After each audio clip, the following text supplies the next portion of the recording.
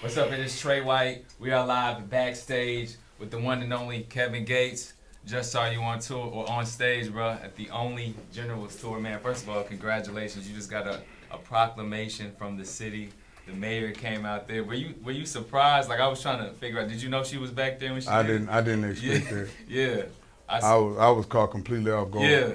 I could tell when she kind of came from behind. You kind of looked and was like, "What's going on here?" Then it came out. Yeah, I'm still shocked I haven't processed it yet.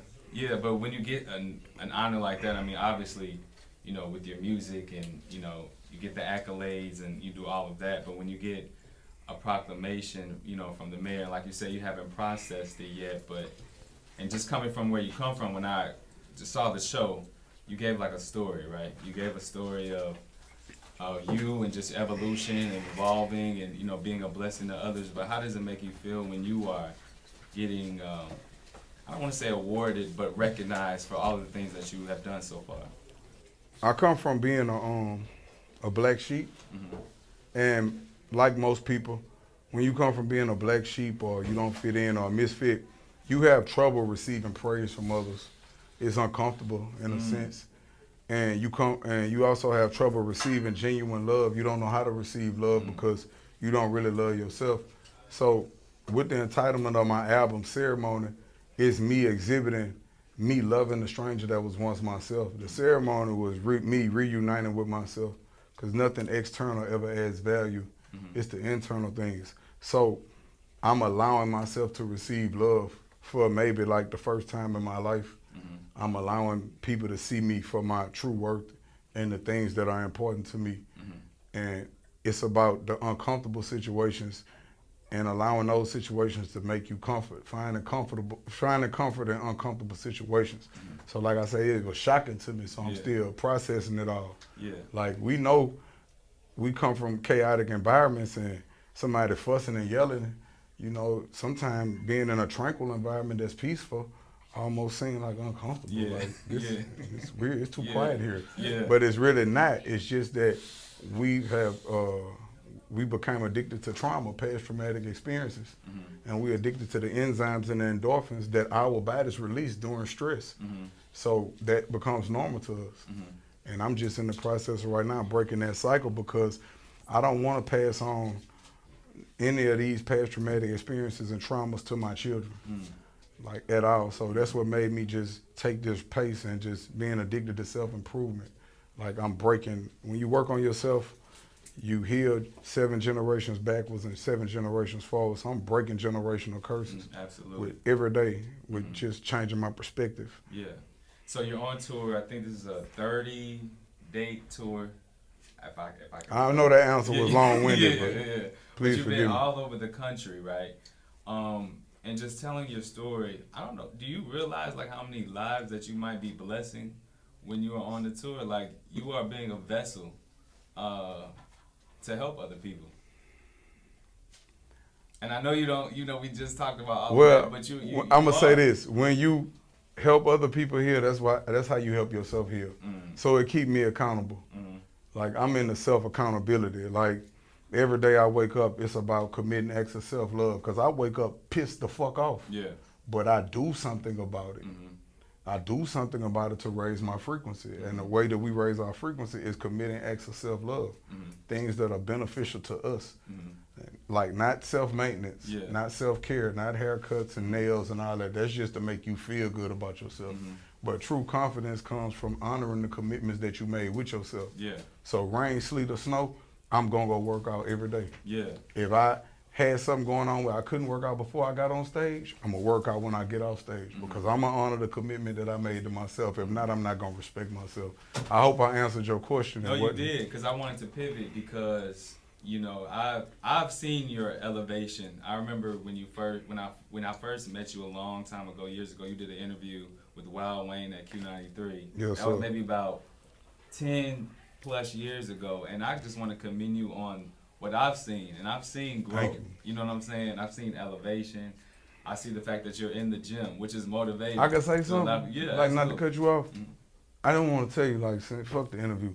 I just want to tell you thank you, because my thing was I never wanted to be placed in a box. I wanted people to see me for my entirety. Absolutely. And for you to say that, I just want to tell you thank you. That like really make me feel like good when you said like I see you. Yeah. That's all I ever wanted, because it's more to me than just a guy who makes great songs. Like, I'm a lifestyle curator. Yeah. Anybody in the room with me gonna have to get in tune with me. Yeah, and I like how your past doesn't dictate who you are as a person, you know, and I can see, like, you want to see better for people. You want to see better for all people, but especially for black men. I can see that, and I want to commend you, because, bro, like, I'm going to let you know, I watch, we're around the same age. I think it's really motivating to see that you have your platform. I think what I'm doing is amazing, because, like, the worst thing you could be on earth is a nigga. You can't just be a nigga. You got to be great at something. You got to be great at making music. You got to be great at sports. Or other than that, when you get on the elevator and you just a nigga, the world uncomfortable. You get beat up by the world. Then when you go back to your own community as a nigga, your own community don't even accept you. So with me knowing that challenge, I take it like consciously every day to say, you know what? I'm going to promote positivity no matter what.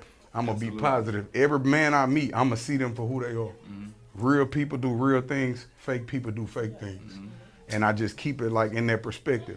If somebody doing something that's uncomfortable to me, I ask myself, how come I could see it? Anything I could see in somebody that's uncomfortable, that's what I see in myself.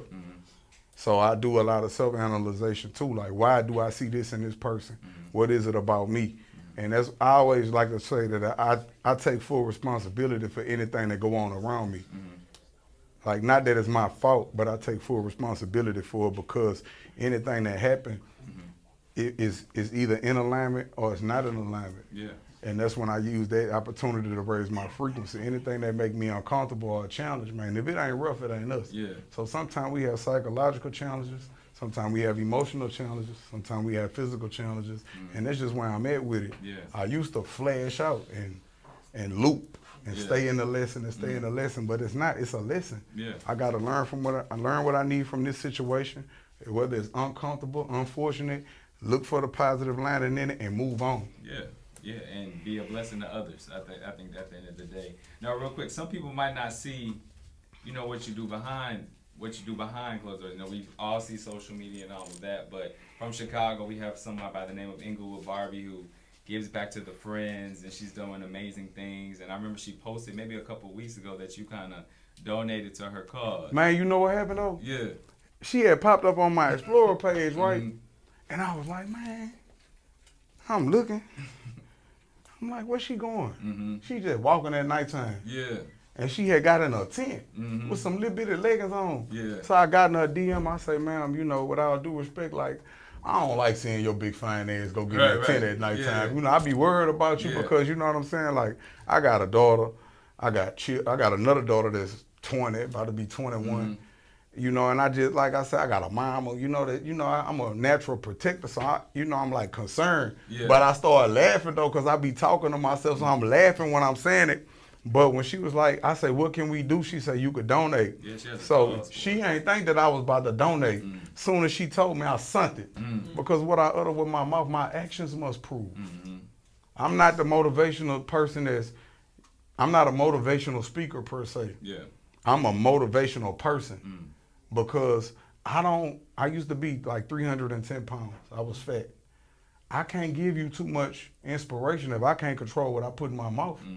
That's the first discipline.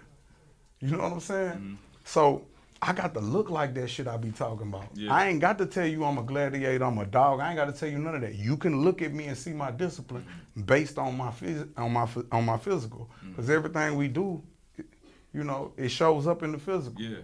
And when people don't want to look at their body as their temple, when you start looking at your body as your temple, you're not going to subject it to anything that's not positively reinforcing or progressing your growth. Because a big responsibility comes with saying, my body, my temple. I don't drink, I don't smoke. Like, I done became so boring to all of the wrong people, but I'm so interesting to all of the right people. Yeah.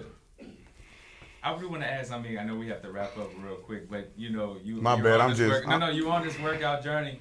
I want to ask this though, like, do you ever like indulge in like a 2-piece from Popeyes every once in a while? Yeah, I have. Some pizza or something? It's called not meal prepping, but it's times that I indulge, like Yeah. once a week. I allow Okay. myself those type of luxuries. So what's that one meal that you like? You back here in Louisiana, you back home. Is there something that you gotta get Oh to? no, it ain't gonna be no one thing, big bro. Oh, okay. You know, like carbs is my weakness. Yeah, me too. But when you work out as much as I do, carbohydrates, you know, they allow the muscle to produce glycerin, Yeah. things of that nature.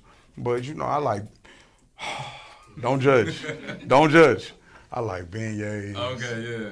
I like to go in Baskin Robbins and warm up the chocolate brownie, and then put a scoop of that Snickers almond ice cream on there. Then put that drizzle, that melted peanut butter on there. Then a little bit of whipped cream. Oh yeah, And I like that. I like the waffles at Waffle Love. Okay. I never heard of Oh waffles, my though. God, Yeah. hey. They good. I like the cookies at Insomnia. Oh yeah, I like You know, I ain't gonna lie. Once a week, I ain't gonna lie. I don't cheat myself. I treat myself. Yeah. I don't have a cheat day. I got a treat day. You know what I'm saying? What's something that you watch like on the streaming platforms? You know, a lot of times people don't really ask these questions, but you are normal. Like, is there a show that you binge or a movie that you watch? I like Power. Okay, Power. I like okay. Power. I can see you on Power. Yeah, I got Power. I like Power. Me and my daughter started off watching that together. Okay. Like binge watching it from the beginning. And she told me something that made me kind of start changing like the changing like the way that I move in front of her, because children, they repeat what they hear and they do what they see. Okay. And she was like, "Daddy, you know that show with the guy that's like you?" I say, "What dude like me?" "You know, Ghost, Daddy." I say, "What you mean like me?" Because sometimes you be wearing suits sometime and you work out, and then he be going do the shit that I say, "Nah, baby, I don't live like that any longer." You know what I'm saying? And that's what made me get interested in the show. And I was like, "Yeah, I like this. This cool." Did you finish the show? Yeah, I'm watching the one with Tommy now in Chicago. Okay. I like Tariq, the Tariq show better. I got a white boy just like Tommy, gangster, Albanian. Yeah, I got one just like him. Just like him. There we go. Well, once again, man. Oh, my bad. Forgive me. No, you good. So not sorry. We got the ceremony. The album is going to be dropping in a couple weeks. Yes, sir. You know, what can we expect from it? Is Sexy Red going to be on the album? Because I see that was like a big story this past week. Sexy Red, Kevin Gates. As far as with Sexy Red, you know, that's my sister. Shout out to her. I love her to death. But, you know, y'all just got to stay tuned. You know what I'm saying? Okay, stay tuned. You got to stay tuned. If you got a sneak peek, enjoy your sneak peek, you know. Okay. Hope for the best and expect the best. Okay. So I don't hope for the best and expect the worst. That's like I want to fail. Yeah. I'm hoping for the best and I expect the best out of every situation. What is it about Sexy Red, in case there is a song that you that you would like to work with? Like, what it is about her? Her authenticity. She not afraid to be her, and that's what it's about now. Yeah. I want to be authentically me. Yeah. Well, there we go, man. Kevin Gates, appreciate you for this interview. Appreciate the ceremony you, dropping out. And do you have what's the exact date for the album? I can't give you an exact date. You don't know. It's just that would be a gonna breach. come out. That would be a breach of Okay, confidentiality. my bad. But we just know the ceremony is coming soon. Kevin Gates, appreciate you, man. Appreciate you for having me. All right.